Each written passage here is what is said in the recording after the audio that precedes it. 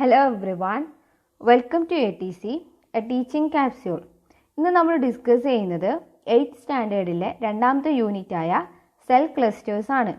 ഈ ഒരു chapter discussion KTET 2 science, KTET 3 natural science, SET exam എഴുതുന്നവർക്കും ഹെൽപ്ഫുൾ ആണ്. അതേപോലെ തന്നെ PSC പോലെയുള്ള കോമ്പറ്റേറ്റീവ് എക്സാം എഴുതുന്നവർക്കും ഹെൽപ്ഫുൾ ആണ്. അപ്പോൾ ഈ ഒരു ബയോളജി ടോപ്പിക് വളരെ സിമ്പിളായിട്ടാണ് എക്സ്പ്ലെയിൻ ചെയ്തിട്ടുള്ളത്. അപ്പോൾ ഈ ഒരു വീഡിയോ എന്ന് പറയുന്നത് പാർട്ട് 2 ആണ്. പാർട്ട് 1 വീഡിയോ ഇതിന് മുന്നേ അപ്ലോഡ് ചെയ്തിട്ടുണ്ടായിരുന്നു. അപ്പോൾ ആ ഒരു വീഡിയോ കാണാത്തവർ ആ ഒരു വീഡിയോ ആദ്യം കാണുക, എന്നിട്ട് ഇത് കാണുക, കാരണം അതിൻ്റെ കണ്ടിന്യൂഷനാണ് ഇത്. അപ്പോൾ ഇതിൽ നമ്മൾ ലാസ്റ്റായിട്ട് പറഞ്ഞിട്ടുണ്ടായിരുന്നത് ഡിഫറെൻറ്റ് എനിമൽ ടിഷ്യൂസിനെ കുറിച്ചാണ്. അപ്പോൾ നമുക്കറിയാം എനിമൽ ടിഷ്യൂസ് മെയിൻലി 4 ടൈപ്സ് ആണുള്ളത്: epithelial tissue, nervous tissue, muscular tissue, connective tissue. ഇനി നമ്മൾ ഇന്ന് ഡിസ്കസ് ചെയ്യുന്നത് പ്ലാന്റ് ടിഷ്യൂസിനെ കുറിച്ചാണെന്ന് പറഞ്ഞിട്ടുണ്ടായിരുന്നു. അപ്പോൾ നമുക്ക് ആദ്യം തന്നെ മെരിസ്റ്റമാറ്റിക് ടിഷ്യൂസ് എന്താണെന്ന് നോക്കാം. അപ്പോൾ മെരിസ്റ്റമാറ്റിക് ടിഷ്യൂ എന്ന് പറയുന്നത് നമുക്ക് സ്റ്റെമ്മിൻ്റെയും റൂട്ടിൻ്റെയും ടിപ്പിലാണ് കാണാൻ വേണ്ടി പറ്റുക. അപ്പോൾ മെരിസ്റ്റമാറ്റിക് ടിഷ്യൂസ് അല്ലെങ്കിൽ മെരിസ്റ്റമാറ്റിക് സെൽസ് നമുക്ക് കാണാൻ വേണ്ടി പറ്റുന്നത് tip of stem and root. അപ്പോൾ സ്റ്റെമ്മിൻ്റെയും റൂട്ടിൻ്റെയും ടിപ്പിലാണ് നമുക്ക് കാണാൻ വേണ്ടി പറ്റുക. ഇൻ പ്ലാന്റ്സിലാണ് കാണുന്നത്. അപ്പോൾ ഈ മെരിസ്റ്റമാറ്റിക് സെൽസ് ആണ് ഡിവിഷൻ നടന്നിട്ട് പ്ലാന്റിന് ഗ്രോ ചെയ്യാൻ വേണ്ടി ഹെൽപ്പ് ചെയ്യുന്നത്. അപ്പോൾ പ്ലാന്റ് വളരാൻ വേണ്ടി ഹെൽപ്പ് ചെയ്യുന്ന സെൽസാണ് മെരിസ്റ്റമാറ്റിക് സെൽസ്. അപ്പോൾ മെരിസ്റ്റമാറ്റിക് സെൽസ് ഡിവൈഡ് ചെയ്യും. അങ്ങനെ ഡിവൈഡ് ചെയ്തിട്ട് നമ്മുടെ പ്ലാന്റിന് ഗ്രോ ചെയ്യാൻ വേണ്ടി ഹെൽപ്പ് ചെയ്യുന്നുണ്ട്. അപ്പോൾ മെച്യൂർ സെല്ലുമായിട്ട് നമ്മൾ മെരിസ്റ്റമാറ്റിക് സെല്ല് കമ്പയർ ചെയ്യുകയാണെങ്കിൽ നമുക്ക് മെരിസ്റ്റമാറ്റിക് സെല്ലിൽ ലാർജ് ന്യൂക്ലിയസ് കാണാൻ വേണ്ടി പറ്റും. അപ്പോൾ മെച്യൂർ സെല്ലിനേക്കാളും ലാർജ് ന്യൂക്ലിയസ് മെരിസ്റ്റമാറ്റിക് സെൽസിലുണ്ടാവും.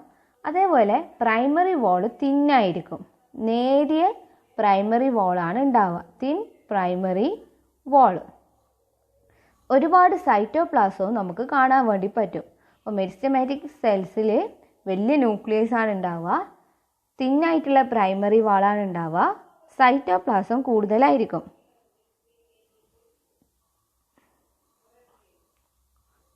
ഇതാണ് മെരിസ്റ്റമാറ്റിക് സെൽസിൻ്റെ ക്യാരക്ടറിസ്റ്റിക്സ് എന്ന് പറയുന്നത്. ഇനി നമുക്ക് ഡിഫറെൻറ്റ് പ്ലാന്റ് ടിഷ്യൂസിനെ കുറിച്ച് നോക്കാം. അപ്പോൾ പ്ലാന്റ് ടിഷ്യൂസ് എന്ന് പറയുന്നത് മെയിൻലി നമുക്ക് 3 ആയിട്ട് ഡിവൈഡ് ചെയ്യാം: പാരൻകൈമ, കോളൻകൈമ ആൻഡ് സ്ക്ലീറൻകൈമ. ഇതുകൂടാതെ വാസ്കുലാർ ടിഷ്യൂസും നമുക്ക് പ്ലാന്റ്സിൽ കാണാൻ വേണ്ടി പറ്റും. Vascular tissues. ആദ്യം നമുക്ക് പാരൻകൈമയെ കുറിച്ച് നോക്കാം. അപ്പോൾ പാരൻകൈമ എന്ന് പറയുന്നത് സിംപിളസ്റ്റ് സ്ട്രക്ചറാണ്, ഏറ്റവും സിമ്പിളായിട്ടുള്ള സെൽസാണ് പാരൻകൈമ. അപ്പോൾ പാരൻകൈമ സെൽസ് എന്ന് പറയുമ്പോൾ സിംപിളസ്റ്റ് സ്ട്രക്ചർ ആയിരിക്കും. സിംപിളസ്റ്റ് സ്ട്രക്ചർ ഇത് നമുക്ക് പ്ലാന്റിൻ്റെ സോഫ്റ്റ് പാർട്ടിലാണ് കാണാൻ വേണ്ടി പറ്റുന്നത്. Scene in soft part of plant. Soft part of plant, പ്ലാന്റിൻ്റെ സോഫ്റ്റ് പാർട്ടിലാണ് നമുക്ക് പാരൻകൈമനെ കാണാൻ വേണ്ടി പറ്റുക. ഇത് നമ്മൾക്ക് ഫോട്ടോസിന്തസിസ് ഹെൽപ്പ് ചെയ്യുന്നുണ്ട്. അതേപോലെ തന്നെ ഫുഡ് സ്റ്റോറേജിനും ഹെൽപ്പ് ചെയ്യുന്നുണ്ട്. അപ്പോൾ ഫുഡ് സ്റ്റോറേജും ഫോട്ടോസിന്തസിസിനും ഹെൽപ്പ് ചെയ്യുന്ന സെൽസാണ് പാരൻകൈമ. Food storage. നെക്സ്റ്റ് വണ്ണാണ് കോളൻകൈമ. കോളൻകൈമേൻ്റെ പ്രത്യേകത എന്ന് വെച്ചാൽ ഇതാണ് നമ്മൾ സെല്ലെന്ന് വിചാരിക്കുക. അപ്പോൾ ഇത് സെൽ വോളാണ്. സെൽ വോളിൻ്റെ കോർണറിൽ ഒരു തിക്കായിട്ടാണ് ഉണ്ടാവുക. ഇങ്ങനെ തിക്കായിട്ടാണ് കോളൻകൈമക്ക് കാണാൻ വേണ്ടി പറ്റുക. ഇതാണ് നമ്മുടെ കോളൻകൈമേൻ്റെ പ്രത്യേകത എന്ന് പറയുന്നത്. അപ്പോൾ കോളൻകൈമ എന്ന് പറയുമ്പോൾ thick only at the corners of the cell വാളിൻ്റെ കോർണറിൽ മാത്രം തിക്കായിരിക്കുക. ഈ കോളങ്കൈമയാണ് നമ്മുടെ പ്ലാന്റിൻ്റെ പാർട്സിന് സപ്പോർട്ട് കൊടുക്കുന്നുണ്ട്. സപ്പോർട്ട് കൊടുക്കുന്നതും പ്ലാന്റിന് ഫ്ലെക്സിബിലിറ്റി നൽകുന്നതും കോളങ്കൈമയാണ്. അപ്പോൾ കോളങ്കൈമ 2 ഇമ്പോർട്ടൻറ്റ് പ്രോപ്പർട്ടീസ് ആണുള്ളത്. സപ്പോർട്ട് നൽകുന്നുണ്ട്, ഫ്ലെക്സിബിലിറ്റി നൽകുന്നുണ്ട്. കോളങ്കൈമേൻ്റെ സെൽ വാളിൻ്റെ കോർണറിൽ മാത്രമാണ് തിക്നെസ് നമുക്ക് കാണാൻ വേണ്ടി പറ്റുന്നത്. And third type of cells ആണ് സ്ക്ലീറൻകൈമ. ഈ സ്ക്ലീറൻകൈമ എന്ന് പറയുന്നത് യൂണിഫോംലി തിക്കാണ്. അതായത് നമ്മൾ സെല്ലെടുത്തിട്ടുണ്ടെങ്കിൽ സെല്ലിൻ്റെ എല്ലാ ഭാഗവും ഒരേപോലെ തിക്കായിരിക്കും. കോർണറിലല്ല, എല്ലാ ഭാഗത്തും ഒരേപോലെ തിക്കാണെങ്കിൽ നമ്മൾ അതിനെയാണ് സ്ക്ലീറൻകൈമ എന്ന് പറയുന്നത്. അപ്പോൾ uniformly thick all over the cell wall, all over the cell wall. Cell വാളിൻ്റെ ചുറ്റും യൂണിഫോം ആയിട്ട് തിക്ക് ഉണ്ടാവും. ഈ സ്ക്ലീറൻകൈമയാണ് നമ്മുടെ പ്ലാന്റ്സിന് സ്ട്രെങ്ത് കൊടുക്കുന്നതും അതേപോലെ സപ്പോർട്ട് നൽകാൻ വേണ്ടിയിട്ടും നമ്മൾ സ്ക്ലീറൻകൈമ ഹെൽപ്പ് ചെയ്യാറുണ്ട്. ഇനി നമുക്ക് വാസ്കുലാർ ടിഷ്യൂസിനെ കുറിച്ച് പഠിക്കാം. അപ്പോൾ വാസ്കുലാർ ടിഷ്യൂ മെയിൻലി 2 ടൈപ്സ് ആണ് കാണാൻ വേണ്ടി പറ്റുന്നത്. സൈലവും ഫ്ലോയോ. അപ്പോൾ നമുക്ക് അതിനെക്കുറിച്ചൊക്കെ ഡീറ്റെയിൽഡ് ആയിട്ട് സ്റ്റഡി ചെയ്യാം. അപ്പോൾ നമുക്കറിയാം നമ്മുടെ റൂട്ട്സ് എന്ത് അബ്സോർബ് ചെയ്യും? റൂട്ട്സ് അബ്സോർബ് വാട്ടറും മിനറൽസും റൂട്ട്സ് അബ്സോർബ് ചെയ്യും. ഇത് നമ്മൾ എവിടത്തേക്ക് ട്രാൻസ്പോർട്ട് ചെയ്യണം? നമുക്ക് ലീവ്സിലേക്ക് ട്രാൻസ്പോർട്ട് ചെയ്യണം. Transported to leaves. അതേപോലെ തന്നെ നമ്മുടെ ലീവ്സിൽ എന്ത് പ്രിപ്പയർ ചെയ്യും? ഫുഡ് പ്രിപ്പയർ ചെയ്യും.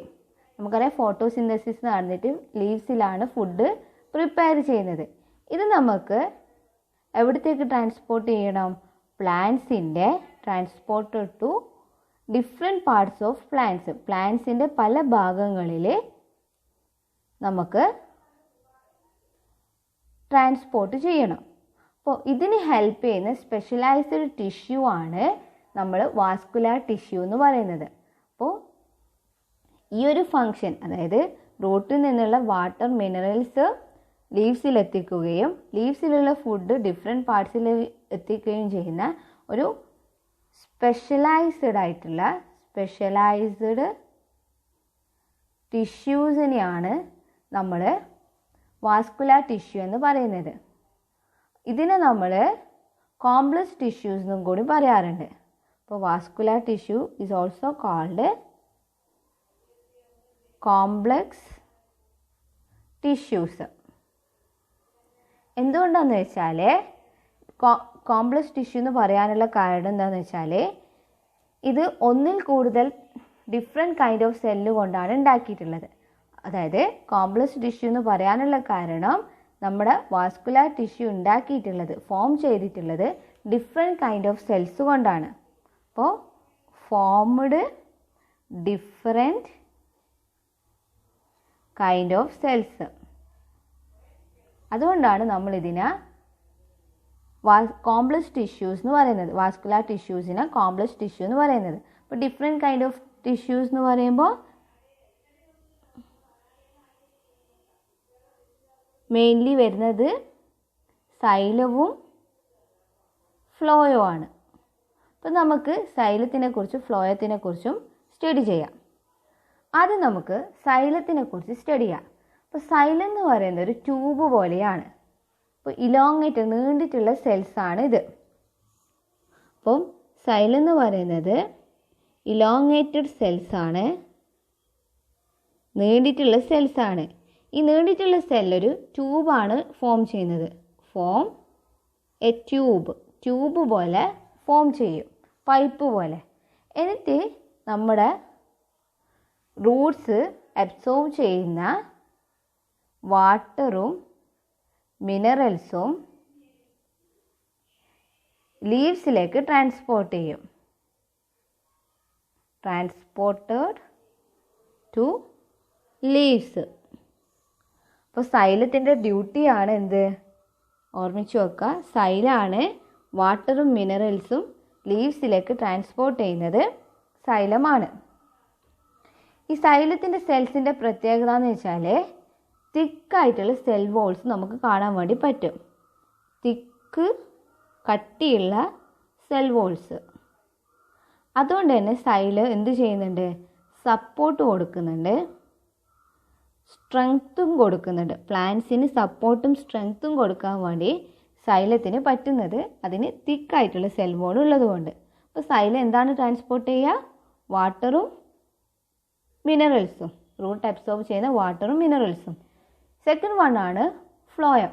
അപ്പോൾ ഫ്ലോയം എന്ന് പറയുന്നത് ഒരു ട്യൂബുലാർ ആയിട്ടുള്ള ഇൻ്റർ കണക്റ്റഡ് സെൽസുമാണ് ഫ്ലോയം നിർമ്മിച്ചിട്ടുള്ളത്. അതായത് ഒരു ട്യൂബ് പോലെയുള്ള ഇങ്ങനെ കണക്ട് ചെയ്തിട്ടാണ് നമുക്ക് ഫ്ലോയം കാണാൻ വേണ്ടി പറ്റുന്നത്.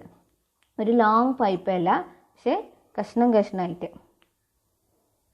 അപ്പോൾ ഫ്ലോയം എന്ന് പറയുന്നത് composed of tubular interconnected cells. ഈ ഫ്ലോയാണ് നമ്മുടെ ലീവ്സ് എന്ത് ഉണ്ടാക്കുമെന്ന് പറഞ്ഞിട്ടുണ്ടായിരുന്നോ? ലീവ്സ് ഫുഡ് പ്രൊഡ്യൂസ് ചെയ്യലോ, ഫുഡ് സിന്തസൈസ് ചെയ്യലോ, ഈ ഫുഡിനെ ട്രാൻസ്പോർട്ട് ചെയ്യുക. അതായത് പ്ലാന്റ് പാർട്ടിൽ, ഡിഫറെൻറ്റ് പ്ലാന്റ് പാർട്ടിലേക്ക് ട്രാൻസ്പോർട്ട് ചെയ്യാൻ വേണ്ടിയിട്ട് ഹെൽപ്പ് ചെയ്യുന്നത് ഫ്ലോയാണ്. അപ്പോൾ ഫ്ലോയാണ് എന്ത് ട്രാൻസ്പോർട്ട് ചെയ്യുന്നത്? ഫുഡ് ട്രാൻസ്പോർട്ട് ചെയ്യുന്ന ഫ്ലോയാണെന്ന് ഓർമ്മിക്കുക. അപ്പോൾ ഓർമ്മിക്കേണ്ടത് സൈലം ട്രാൻസ്പോർട്ട് ചെയ്യുക വാട്ടറും മിനറൽസും ആണ്. ഒരു പൈപ്പ് പോലെയാണെന്ന് പറഞ്ഞിട്ടുണ്ട്. അതേ സമയത്ത് ഫ്ലോയം ഫുഡാണ് ട്രാൻസ്പോർട്ട് ചെയ്യുന്നത്. അപ്പോൾ ഈ രണ്ട് കാര്യങ്ങൾ വാസ്കുലാർ ടിഷ്യൂസിനെ കുറിച്ച് ഓർമ്മിക്കുക. ഇപ്പോൾ നമ്മൾ കണ്ട് എങ്ങനെയാണ് സെൽസ് കമ്പൈൻ ചെയ്തിട്ട് ടിഷ്യൂസ് ആകുന്നതും ആ ടിഷ്യൂസ് ഡിഫറെൻറ്റ് ടൈപ്സ് ഉണ്ട് അനിമൽസിലും പ്ലാന്റ്സിലും ഒക്കെ. അപ്പോൾ നമുക്ക് നോക്കാം എങ്ങനെയാണ് ഒരു കമ്മ്യൂണിറ്റി ഉണ്ടാകുന്നത്. അതായത് ഒരു ഓർഗാനിസം ഉണ്ടായിട്ട് ആ ഓർഗാനിസത്തിന് എങ്ങനെയാണ് ഒരു കമ്മ്യൂണിറ്റി ഉണ്ടാകുന്നതെന്ന് നോക്കാം. അപ്പോൾ നമുക്കറിയാം എല്ലാ ഓർഗാനിസവും ഉണ്ടായിട്ടുള്ള ഏറ്റവും സ്മോളസ്റ്റ് യൂണിറ്റിനെ നമ്മൾ ആറ്റം എന്നാണ് പറയാറ്. ഈ ആറ്റം കമ്പൈൻ ചെയ്തിട്ടാണ് എന്തുണ്ടാകുന്നത്? മോളിക്യൂൾസ് ഫോം ചെയ്യുന്നത്. അങ്ങനെ ആറ്റംസ് കമ്പൈൻ ചെയ്തിട്ട് മോളിക്യൂൾസായി. പിന്നെ ഡിഫറെൻറ്റ് മോളിക്യൂൾസ് കമ്പൈൻ ചെയ്തിട്ട് സെൽ ഓർഗനല്ലേ ആയി. അപ്പോൾ സെൽ ഓർഗനൊക്കെ എക്സാമ്പിൾ ആയിരുന്നു നമ്മൾ മുന്നേ ഉള്ള യൂണിറ്റ് 1 പഠിച്ചിട്ടുണ്ടായിരുന്നു. Mitochondria, endoplasmic reticulum, Golgi complex, ഇതൊക്കെ നമുക്ക് സെൽ ഓർഗനലിന് എക്സാമ്പിളായിട്ട് പറയാം. അപ്പോൾ ഇങ്ങനെയുള്ള സെൽ ഓർഗനെല്ലാം കമ്പൈൻ ചെയ്തിട്ടാണ് സെൽസ് ഉണ്ടാകുന്നത്. അപ്പോൾ സെൽസിലെത്തുമ്പോഴേക്കും സെൽ വാളും ന്യൂക്ലിയസും സെൽ ഓർഗനലോ ഒക്കെ കമ്പൈൻ ചെയ്തിട്ട് സെൽസ് ഫോം ചെയ്ത് അങ്ങനെ ഒരു സെല്ല് ഫോം ചെയ്ത് ഇങ്ങനെ ഒരുപാട് സെല്ല് കമ്പൈൻ ചെയ്തിട്ട് നമുക്ക് ടിഷ്യൂസ് ഫോം ചെയ്യാൻ വേണ്ടി പറ്റി. അപ്പോൾ നമ്മൾ പറഞ്ഞിട്ടുണ്ടായിരുന്നു ടിഷ്യൂസ് എന്ന് പറയുന്നത് ഗ്രൂപ്പ് ഓഫ് സെൽസ് ആണ്. അപ്പോൾ നമ്മൾ ടിഷ്യൂസ് ഫോം ചെയ്തു. അപ്പോൾ tissue epithelial tissue, nervous tissue എന്നൊക്കെ നമ്മൾ പഠിച്ചിട്ടുണ്ട്. അതേപോലെ പ്ലാന്റ്സിൽ കോളം കൈമ, സ്ക്ലീറൻ കൈമ എന്ന് പഠിച്ചിട്ടുണ്ട്. അങ്ങനെ ഇങ്ങനെയുള്ള ടിഷ്യൂസ് കമ്പൈൻ ചെയ്തിട്ട് ഓർഗൻസ് ഫോം ചെയ്ത്. അപ്പോൾ ഓർഗൻസ് ആണ് നമുക്ക് പറയാൻ കഴിയുന്നത് ഹാർട്ട്, ലങ്സ്, അങ്ങനെയുള്ള ഓർഗൻസ് ഉണ്ടായി. ഈ ഓർഗൻസ് കമ്പൈൻ ചെയ്തിട്ട് ഓർഗൻ സിസ്റ്റം ഉണ്ടായി. അതായത് നമ്മളെ ഹാർട്ട്, ബ്ലഡ് വെസൽസ് എല്ലാം കമ്പൈൻ ചെയ്തിട്ടാണ് എന്തുണ്ടായത്? ബ്ലഡ് സർക്കുലേറ്ററി സിസ്റ്റം ഉണ്ടായത്. Blood circulatory system. അതേപോലെ നമ്മുടെ ലങ്സ്, നോസ്, ട്രക്കിയ അതൊക്കെ കമ്പൈൻ ചെയ്തിട്ട് എന്ത് ഫോം ചെയ്തിട്ടുണ്ട്? റെസ്പിറേറ്ററി സിസ്റ്റം ഫോം ചെയ്തിട്ടുണ്ട്. അപ്പോൾ ഇതേപോലെ ഒരുപാട് സിസ്റ്റംസ് ഓർഗൻ സിസ്റ്റം ഫോം ചെയ്ത്, ഡൈജസ്റ്റീവ് സിസ്റ്റം, എക്സ്ക്രീറ്ററി സിസ്റ്റം, അങ്ങനെ ഒരുപാട് സിസ്റ്റം ഫോം ചെയ്ത്. അപ്പോൾ ഇങ്ങനെയുള്ള സിസ്റ്റംസ് ഒക്കെ കമ്പൈൻ ചെയ്തിട്ടാണ് ഒരു ഓർഗാനിസം ഉണ്ടാകുന്നത്. ഇപ്പോൾ ഹ്യൂമൺ ആയാലോ അല്ലെങ്കിൽ ഒരു കൗവോ ബേർഡാ ഒരു പാരറ്റാ, അങ്ങനെ ഏതെങ്കിലും ഒരു ഓർഗാനിസം ഉണ്ടായിട്ടുള്ളത് ഇതേപോലെയുള്ള ഒരുപാട് സിസ്റ്റംസ് കമ്പൈൻ ചെയ്തിട്ടാണ്. പിന്നീടാണ് പോപ്പുലേഷൻ ഉണ്ടാകുന്നത്. പോപ്പുലേഷൻ എന്ന് പറയുന്നത് ഒരുപാട് ഹ്യൂമൺസ് കമ്പൈൻ ചെയ്താൽ നമ്മൾ പറയും ഹ്യൂമൻ പോപ്പുലേഷൻ. കുറേ കൗ കമ്പൈൻ ചെയ്താൽ കൗവിൻ്റെ പോപ്പുലേഷൻ. അങ്ങനെ എന്തുണ്ടായി? പോപ്പുലേഷൻസ് ഉണ്ടായി. പിന്നെ വരുന്നതാണ് കമ്മ്യൂണിറ്റി. കമ്മ്യൂണിറ്റി എന്ന് പറയുമ്പോൾ എല്ലാ ഓർഗാനിസം കൂടി ചേർന്നിട്ടുള്ളത് കമ്മ്യൂണിറ്റി എന്ന് പറയും. അതിൽ എല്ലാ ഹ്യൂമൻസും എനിമൽസും ബേർഡ്സും ഇൻസെക്ട്സും എല്ലാത്തിനും കൂടി കമ്പൈൻ ചെയ്തിട്ട് നമ്മളെ ഏറ്റവും ഹയസ്റ്റ് ആയിട്ടുള്ള കമ്മ്യൂണിറ്റി ഉണ്ടായി. അപ്പോൾ നമുക്ക് പറയാൻ വേണ്ടി പറ്റും, ആക്റ്റത്തിൽ സിമ്പിളായിട്ടായിരുന്നു ഓർഗാനിസം ഉണ്ടായിരുന്നത്. പക്ഷേങ്കിൽ ഒരു കമ്മ്യൂണിറ്റി ആകുമ്പോഴേക്കും കോംപ്ലക്സിറ്റി കൂടി, കോംപ്ലക്സ് ആയിട്ട് മാറിയിട്ടുണ്ട്. അതായത് ആറ്റം മോളിക്യൂൾ ആകുമ്പോൾ പിന്നെയും കോംപ്ലക്സ് ആയി, പിന്നെയും ഓരോ ഓർഗൻസും ഓർഗൻ സിസ്റ്റം ആകുമ്പോഴും എല്ലാം കോംപ്ലക്സ് ആയിക്കൊണ്ടേയിരിക്കുകയായിരുന്നു. അതായത് കോംപ്ലക്സിറ്റി കൂടി. അപ്പോൾ ഇത്രയാണ് ഈ ഒരു ചാപ്റ്ററിൽ പറയാനുള്ളത്. അപ്പോൾ നമ്മൾ അനിമൽ ടിഷ്യൂസിനെ കുറിച്ചിട്ടും പ്ലാന്റ് ടിഷ്യൂസിനെ കുറിച്ചിട്ടൊക്കെ പറഞ്ഞിട്ടുണ്ട്. അപ്പോൾ നമുക്ക് കുറച്ച് ക്വസ്റ്റ്യൻസ് ചെയ്ത് നോക്കാം, ഈ ഒരു ചാപ്റ്റർ മനസ്സിലായോ എന്ന് നോക്കാൻ വേണ്ടി. നമുക്ക് ആദ്യം ഫസ്റ്റ് ക്വസ്റ്റ്യൻ നോക്കാം. Which among the following is true about meristematic cell? Meristematic സെല്ലുമായിട്ട് ബന്ധപ്പെട്ടിട്ടുള്ള സ്റ്റേറ്റ്മെൻറ്റിൽ ഏതാണ് ട്രൂ എന്നാണ് ചോദിച്ചിട്ടുള്ളത്. അപ്പോൾ ഫസ്റ്റ് സ്റ്റേറ്റ്മെൻറ്റ് എന്ന് പറയുന്നത് have more cytoplasm then mature cell. ഇതൊരു കറക്റ്റ് ആയിട്ടുള്ള സ്റ്റേറ്റ്മെൻ്റ് ആണ്. നമുക്കറിയാം മെച്യൂർ സെല്ലിലേക്കാളും കൂടുതൽ സൈറ്റോപ്ലാസം മെരിസ്റ്റമാറ്റിക് സെല്ലിൽ കാണാൻ വേണ്ടി പറ്റുമെന്ന്. അപ്പോൾ ഈ ഒരു സ്റ്റേറ്റ്മെൻറ്റ് കറക്റ്റാണെന്ന് അറിയുന്നതോടുകൂടി നമുക്കിതിലെ ഓപ്ഷൻസ് നോക്കുമ്പോൾ ഫസ്റ്റിലും സെക്കൻഡിലും തേർഡിലും എ ഉണ്ട്, പക്ഷേങ്കിൽ ഫോർത്ത് വണ്ണിൽ എ ഇല്ല. അപ്പോൾ ഈ ഒരു ഓപ്ഷൻ നമുക്ക് ഇവിടെ എലിമിനേറ്റ് ചെയ്യാൻ വേണ്ടി പറ്റും. ഇനി സെക്കൻഡ് സ്റ്റേറ്റ്മെൻറ്റ് നോക്കുകയാണെങ്കിൽ തിക്ക് പ്രൈമറി വാൾ ഈസ് പ്രസൻറ്റ്. ഇത് കറക്റ്റാണോ? തിക്ക് പ്രൈമറി വാൾ ഉണ്ടോ? ഇല്ല. നമുക്കറിയാം തിക്ക് പ്രൈമറി വാൾ അല്ല കാണാൻ വേണ്ടി പറ്റുക, തിന്നായിട്ടുള്ള പ്രൈമറി വാളാണ് മെരിസ്റ്റമാറ്റിക് സെൽസിൽ കാണാൻ വേണ്ടി പറ്റുന്നത്. അപ്പോൾ ഈ ഒരു സ്റ്റേറ്റ്മെൻറ്റ് എന്ന് പറയുന്നത് തെറ്റാണ്. നമ്മൾ ഓപ്ഷൻസ് നോക്കുകയാണെങ്കിൽ ഫസ്റ്റിലും സെക്കൻഡിലും ബി ഓപ്ഷൻ ഉണ്ട്. അപ്പോൾ നമുക്ക് ഇത് തെറ്റാന്ന് അറിയുന്നതോടുകൂടി നമുക്ക് ഈ രണ്ട് ഓപ്ഷൻ ഇവിടുന്ന് എലിമിനേറ്റ് ചെയ്യാൻ വേണ്ടി പറ്റും. അപ്പോൾ ലാസ്റ്റ് റിമൈനിങ് ആയിട്ടുള്ളത് തേർഡ് ഓപ്ഷൻ, അതായത് എ ഓൺലി എന്നുള്ളത്. അപ്പോൾ നമുക്കറിയാം ഇതിൽ നിന്ന് നമുക്ക് ഉറപ്പിക്കാവുന്നതാണ് തേർഡ് വണ്ണ് കറക്റ്റ് ആണെന്ന്, തേർഡ് ഓപ്ഷനാണ് ഇവിടെ കറക്റ്റ് എന്ന്. എന്നാൽ നമുക്ക് തേർഡ് സ്റ്റേറ്റ്മെൻറ്റ് ഒന്ന് നോക്കാം. Meristematic cell are seen neither at tip of the stem nor at tip of the root. Neither nor എന്നാണ് പറയുന്നത്. അതായത് സ്റ്റെമ്മിൻ്റെയോ റൂട്ടിൻ്റെയോ ടിപ്പിൽ നമുക്ക് മെരിസ്റ്റമാറ്റിക് സെല്ലിനെ കാണാൻ വേണ്ടി പറ്റില്ല എന്നാണ് ഇതിൻ്റെ അർത്ഥം. അപ്പോൾ നമുക്കറിയാം മെരിസ്റ്റമാറ്റിക് സെല്ല് സ്റ്റെമ്മിൻ്റെയും റൂട്ടിൻ്റെയും ടിപ്പിലാണ് കാണാൻ വേണ്ടി പറ്റുക. ഈ ഒരു സ്റ്റേറ്റ്മെൻറ്റും തെറ്റാണ്. അപ്പോൾ ഇതിൽ നിന്ന് നമുക്ക് ഉറപ്പിക്കാവുന്നതാണ് ഓപ്ഷൻ 3 എ ഓൺലി ആണ് കറക്റ്റ് എന്ന്. ഇനി അടുത്തൊരു ക്വസ്റ്റ്യൻ ആണ്, dash cell are specialised cells that can transform into any kind of cell. അതായത് ഏത് തരം സെല്ലുമായിട്ട് ട്രാൻസ്ഫോം ചെയ്യാൻ വേണ്ടി പറ്റുന്ന സ്പെഷ്യലൈസ്ഡ് സെല്ല് ഏതാണെന്നാണ് ചോദിച്ചിട്ടുള്ളത്. ഏതാണ്? നെർവസ് സെല്ലാണോ, കോളൻകൈമ സെല്ലാണോ, സ്റ്റെം സെല്ലാണോ, പാരൻകൈമ സെല്ലാണോ? അതെ, നമുക്കറിയാം സ്റ്റെം സെല്ലാണ് ആ ഒരു കഴിവുള്ളത്. സ്റ്റെം സെല്ലിന് ഏത് സെല്ലായി മാറാനുള്ള കഴിവും ഉണ്ട്. അപ്പോൾ ഈ ഒരു ക്വസ്റ്റ്യൻ്റെ കറക്റ്റ് ആൻസർ എന്ന് പറയുന്നത് സ്റ്റെം സെല്ലാണ്. അപ്പോൾ ഇത്രയാണ് ഈ ഒരു ചാപ്റ്ററിൽ പറയാനുള്ളത്. ഈ ഒരു ചാപ്റ്റർ ഡിസ്കഷൻ ഇഷ്ടപ്പെട്ടിട്ടുണ്ടെങ്കിൽ ലൈക്കും ഷെയറും സബ്സ്ക്രൈബും ചെയ്യാം. ഈ ഒരു വീഡിയോ എന്ന് പറയുന്നത് പാർട്ട് 2 ആയിരുന്നു. അപ്പോൾ ഈ ചാപ്റ്ററിൻ്റെ പാർട്ട് 1 വീഡിയോൻ്റെ ലിങ്ക് ഞാൻ ഡിസ്ക്രിപ്ഷൻ ബോക്സിൽ കൊടുക്കുന്നുണ്ട്.